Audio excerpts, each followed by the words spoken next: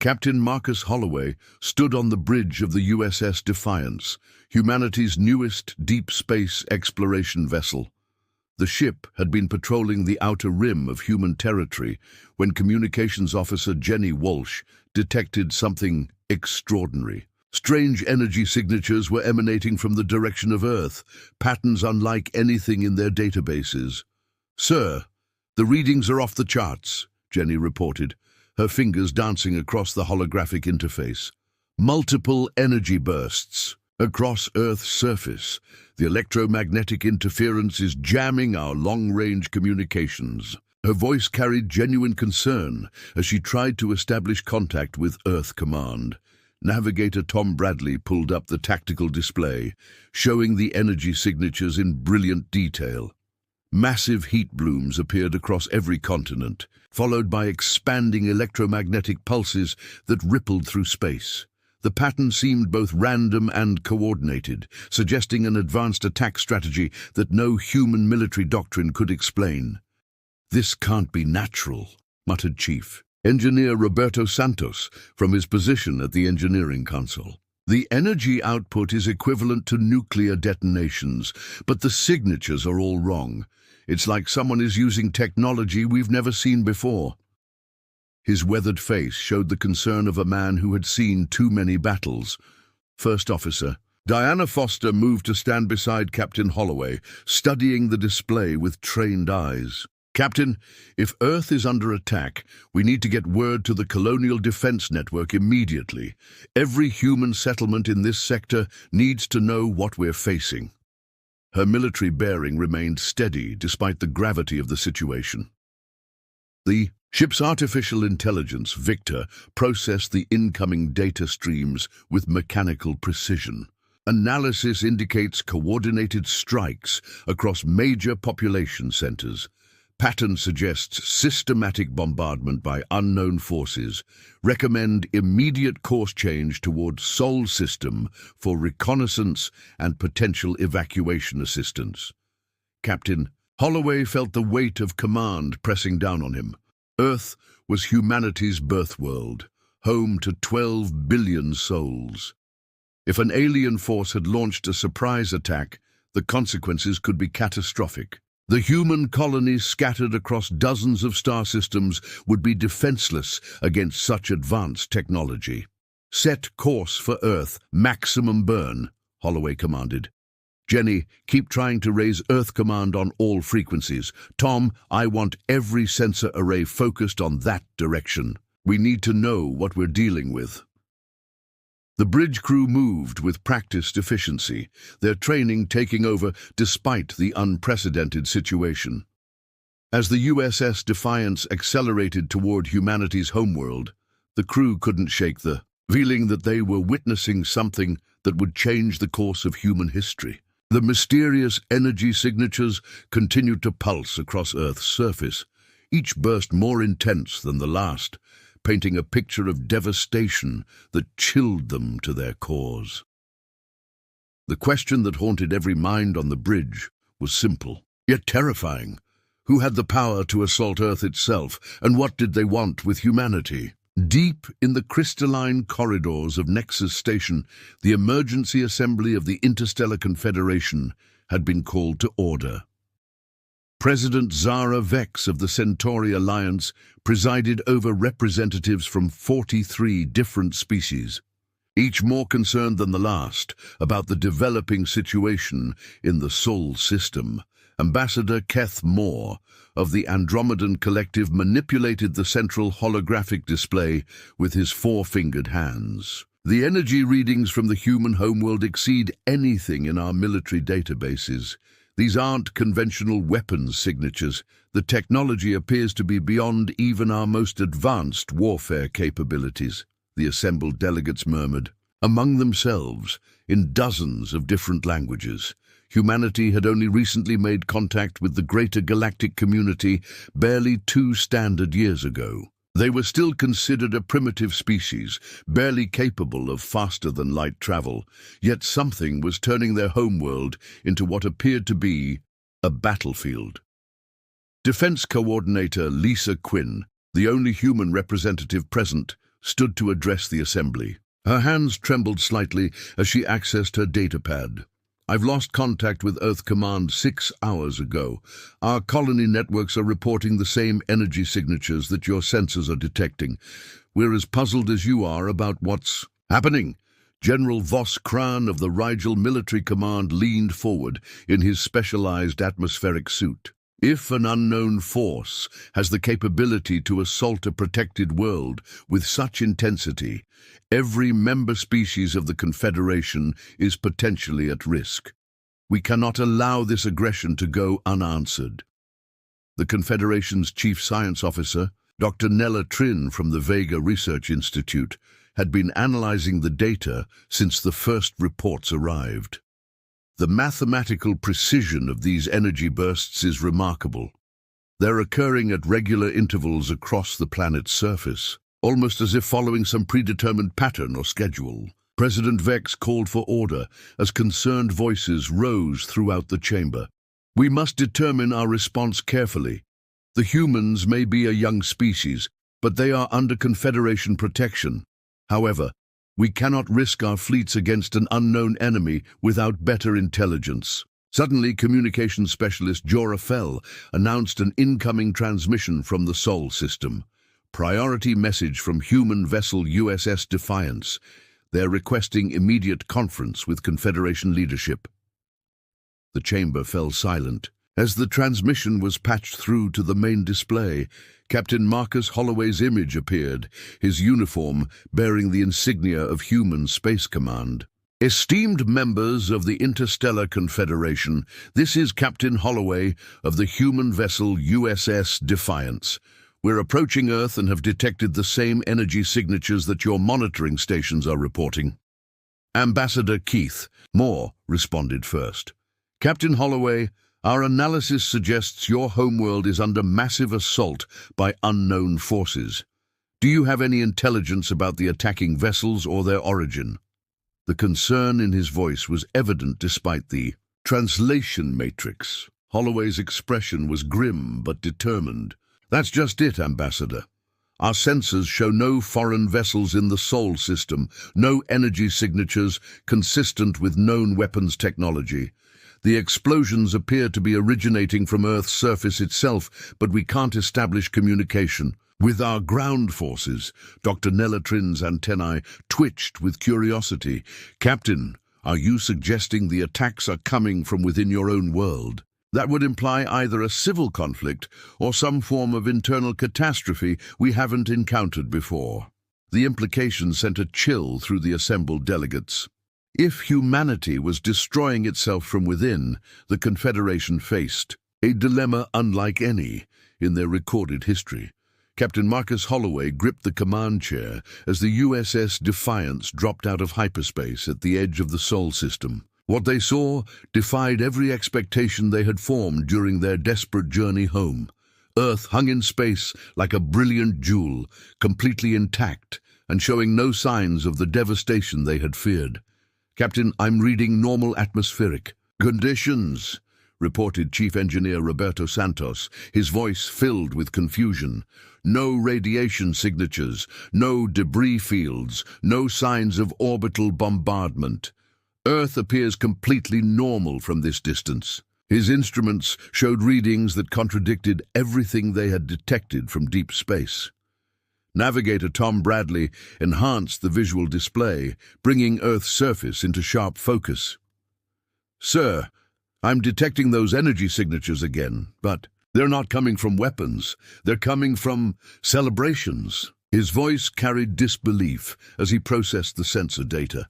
Communications Officer Jenny Walsh suddenly straightened at her station.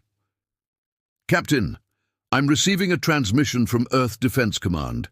It's General Patricia Vance herself." The relief in her voice was evident as she established the connection. General Vance's weathered face appeared on the main screen, her expression a mixture of amusement and concern. "Captain Holloway, we've been monitoring your approach. I understand there's been some confusion about the energy signatures you've been detecting from our world. General, the entire Interstellar Confederation believes Earth is under attack. Holloway replied. The energy readings suggest massive weapons being deployed across every continent. We've mobilized emergency response protocols throughout human space. Vance chuckled softly. Captain, what you're detecting is humanity's first galactic unity day celebration. We're conducting synchronized fireworks displays across every settlement on Earth and our orbital platforms. The energy signatures are from the largest coordinated celebration in human history. First Officer Diana Foster stepped forward, her military training struggling to process this information. General, are you telling us that what appeared to be a planetary assault was actually a festival? Her voice carried the same disbelief that was spreading across the bridge crew. That's exactly what I'm telling you, Commander, Vance replied with evident pride. We've been planning this for months. Every major city, every settlement, even our moon bases and space stations are participating.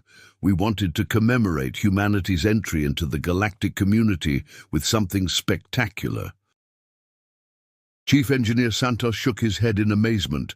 General, the energy output from your celebrations is registering as weapons-grade explosions. Our sensors can't distinguish between your fireworks and military ordnance. The electromagnetic impulses are disrupting communications across 3 star systems.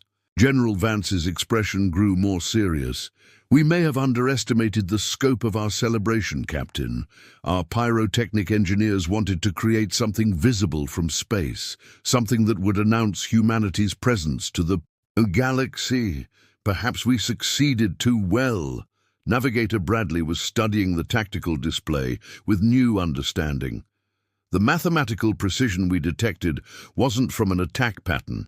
It was from a coordinated celebration schedule. Every burst timed to create a synchronized display across the entire planet. Communications Officer Walsh looked up from her console with urgency. Captain, I'm receiving priority transmissions from the Interstellar Confederation. They're demanding immediate status reports and asking about our defensive capabilities against the unknown attackers. Captain Holloway realized the magnitude of the misunderstanding that had just unfolded. Humanity's enthusiastic celebration had been interpreted as evidence of a massive alien assault, mobilizing the defensive forces of an entire galactic confederation. The implications were both humorous and potentially embarrassing for the newest members of the interstellar community. The crew of the USS Defiance found themselves in the unique position of having to explain to advanced alien civilizations that human celebration could be mistaken for warfare. The emergency session of the Interstellar Confederation continued in the crystalline chambers of Nexus Station, where tension had reached its peak. President Zara Vex maintained order as Captain Holloway's transmission was broadcast to all 43 member species representatives, each hanging on every word of his explanation. Ambassador Keth Moore of the Andromedan Collective processed the information with visible confusion. Captain Holloway, you're telling this assembly that the energy signatures equivalent to planetary bombardment are the result of human recreational activities. His 4-fingered hands gestured toward the holographic displays, still showing massive energy blooms across Earth's surface. Defense Coordinator Lisa Quinn, the human representative, felt her face flush with embarrassment.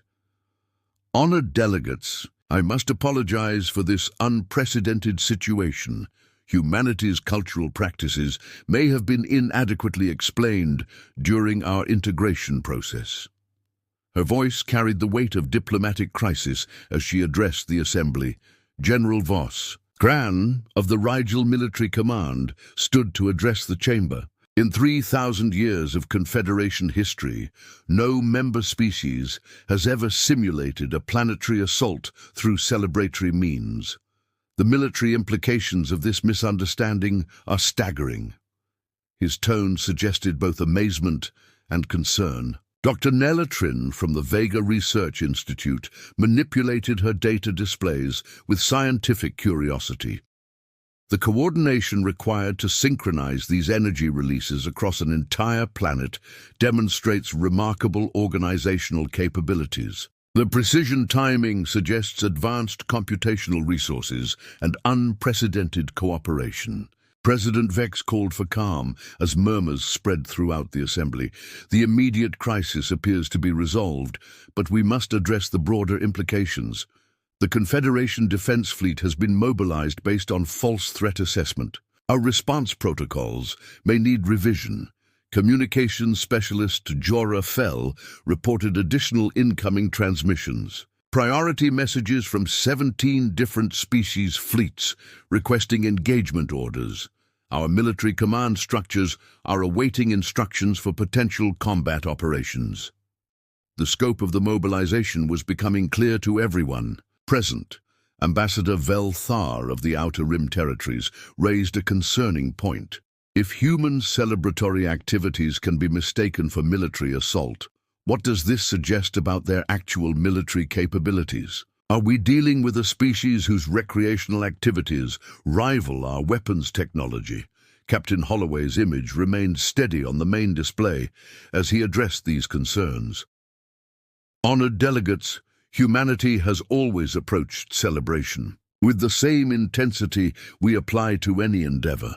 Our fireworks technology has been refined over centuries, originally developed for military applications, but adapted for entertainment and cultural expression. Chief Science Officer Dr. Nella Trin's analysis provided additional perspective. The energy efficiency demonstrated by human pyrotechnic displays exceeds our own celebratory technologies by significant margins. They've achieved massive visual impact with relatively minimal resource expenditure. Defense Coordinator Quinn attempted to provide context for human behavior. In human culture, major celebrations are considered opportunities to demonstrate unity and capability. Our Galactic Unity Day was intended to show the Confederation our commitment to interstellar cooperation through coordinated planetary participation. General Cran's military assessment was sobering. The electromagnetic interference generated by these celebrations has disrupted military communications across multiple star systems. If this had been during an actual crisis, the communication breakdown could have been catastrophic. President Vex recognized the need for immediate action. We must stand down the defense fleets immediately and issue explanations to all member species. This misunderstanding could have triggered the largest military mobilization in Confederation history. Her command authority was evident as she began issuing orders. Ambassador Keth Moore offered a different perspective on the situation. Perhaps this incident reveals something important about humanity's potential contributions to the Confederation. Any species capable of this level of coordination and energy manipulation deserves careful study rather than concern. The Assembly began to realize that humanity's celebratory capabilities had accidentally demonstrated organizational and technological abilities that impressed even the most advanced galactic civilizations. The aftermath of the Great Misunderstanding, as it would later be known in galactic records, brought unexpected consequences for humanity's standing in the Interstellar Confederation. President Zara Vex convened a special council session to address the implications of what they had witnessed from the human homeworld. Ambassador Keth Moore presented his comprehensive analysis to the assembled delegates. The humans have demonstrated capabilities that challenge our understanding of their technological development. The energy coordination required for their planetary celebration exceeds the organizational capacity of most Confederation members. His four eyes focused intently on the data streams. Dr. Nella Trin from the Vega Research Institute had spent days analyzing the human celebration data. The mathematical precision of their synchronized displays required computational power and communication networks that rival our most advanced systems. Yet they accomplish this with what they consider primitive technology. General Vos Kran of the Rigel Military Command offered a military perspective that surprised many delegates. If humanity can coordinate planetary-scale activities with this precision for entertainment purposes, their potential military capabilities are far beyond our initial assessments. They may be the most underestimated species in Confederation. Space. Defense Coordinator Lisa Quinn stood to address the growing recognition of human potential. Honored delegates, what you witnessed was not an anomaly but a fundamental aspect of human nature. When we commit to something, whether celebration or conflict, we approach it with total dedication and creativity. Captain Marcus Holloway joined the session via quantum communication from the USS Defiance, now orbiting Earth. The Confederation's response to our celebration has opened our eyes to galactic community standards. We're prepared to share our coordination and energy management technologies with member species. President Vex recognized the diplomatic opportunity emerging from the crisis. Perhaps this misunderstanding has revealed something valuable about human capabilities. The Confederation could benefit from studying human organizational methods and celebratory technologies. Her tone suggested genuine interest rather than mere diplomatic courtesy. Communication specialist Jorah Fell reported incoming messages from across Confederation space. Multiple member species are requesting cultural exchanges with humanity. The Altarian Empire wants to learn human celebration techniques. The Procyon Federation is interested in coordination technology transfer. Ambassador Velthar of the Outer Rim Territories raised an important point. If human recreational activities can mobilize our entire defense network, we should consider what they might accomplish when focused on serious endeavors like scientific research or exploration. His suggestion carried weight with the Assembly. Dr. Trin's final analysis provided the most significant revelation. Human celebration technology demonstrates principles that could revolutionize our approach to energy management and large-scale coordination. They've achieved breakthrough applications, using methods we considered obsolete.